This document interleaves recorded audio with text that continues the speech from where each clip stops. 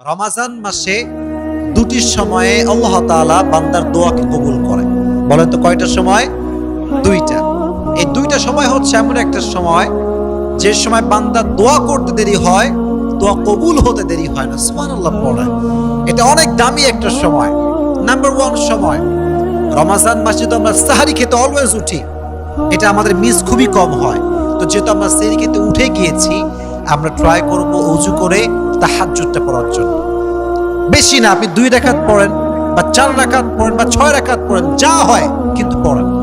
রমাজান মাসে তাহাজ্জুদের যায় নামাজে যখন কেউ চায় রবের কাছে, আল্লাহ এইটা চাই, গাড়ি চাই, বাড়ি চাই, হেদায়াত চাই, এইটা চাই, ওইটা চাই, বান্দা চাইতে দেরি হয়, আল্লাহ কবুল করতে দেরি হয় না। মন খুলে পড়েন সুবহানাল্লাহ।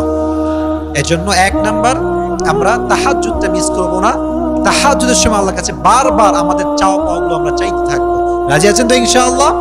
তাহলে 1 নাম্বার তাহাজ্জুদের সময়। কোন সময়? তাহাজ্জুদের সময়। নাম্বার 2, রমজান মাসে দোয়া কবুল হওয়ার শ্রেষ্ঠ সময় হচ্ছে ইফতারির সময়। যখন আপনার সামনে আলুর চপ, বেগুনি, পেঁয়াজি, মুড়ি, ছোলা, বুট সব রাখা আছে, কিন্তু মানুষ খাচ্ছে না, খিদায় শেষ, ক্ষুধার যন্ত্রণা একদম প্রবল হয়ে গিয়েছে, তবুও খাচ্ছে না। কেন? আল্লাহর জন্য খাচ্ছে না। তখন আল্লাহ একটা সফট কর্নার তৈরি হয়, ভালোবাসা তৈরি হয়। আল্লাহ বলে, কিরে খায় না কেন? ফেরেশতা বলে, আল্লাহ তোমার জন্য খাচ্ছে না, তোমার জন্য উপোস আছে, না খেয়ে আছে।